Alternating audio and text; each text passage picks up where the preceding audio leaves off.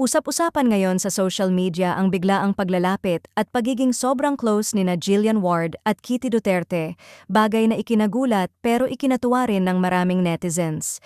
Matatandaang pareho silang client ng Baker Medical Aesthetics at doon umano nagsimula ang kanilang madalas na pagkikita hanggang sa tuluyang mabuo ang isang natural at komportableng samahan.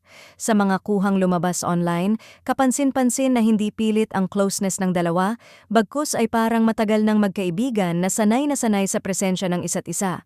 Lalong umingay ang issue nang kumalat ang isang video kung saan makikitang nagtatawanan sina Jillian at Kitty, parehong relaxed, masaya, at walang anumang awkwardness. Ayon sa netizens, bihira raw makakita ng ganitong klase ng koneksyon lalo na sa pagitan ng isang aktres at isang pribadong personalidad. Kitang-kita sa video ang pagiging komportable nila, may palitan ng kwento, tawa, at tila walang pakialam sa mga matang nakatingin sa kanila.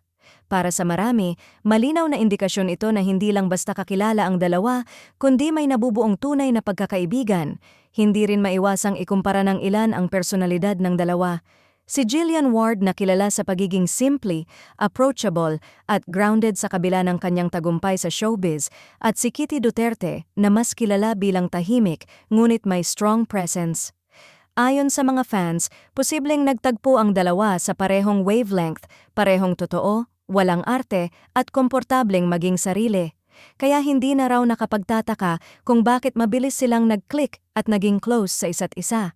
Dagdag pa ng ilang netizens, ang pagiging magkakasabay nilang kliyente sa Baker Medical Aesthetics ay tila naging tulay para mas makilala nila ang isa't isa sa mas personal na level.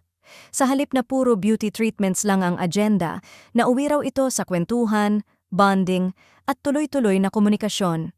May mga nagsasabi ring bihira si Jillian makitaan ng ganitong openness sa mga bagong nakikilala, kaya mas lalong naging kapansin-pansin ang pagiging komportable niya kay Kitty,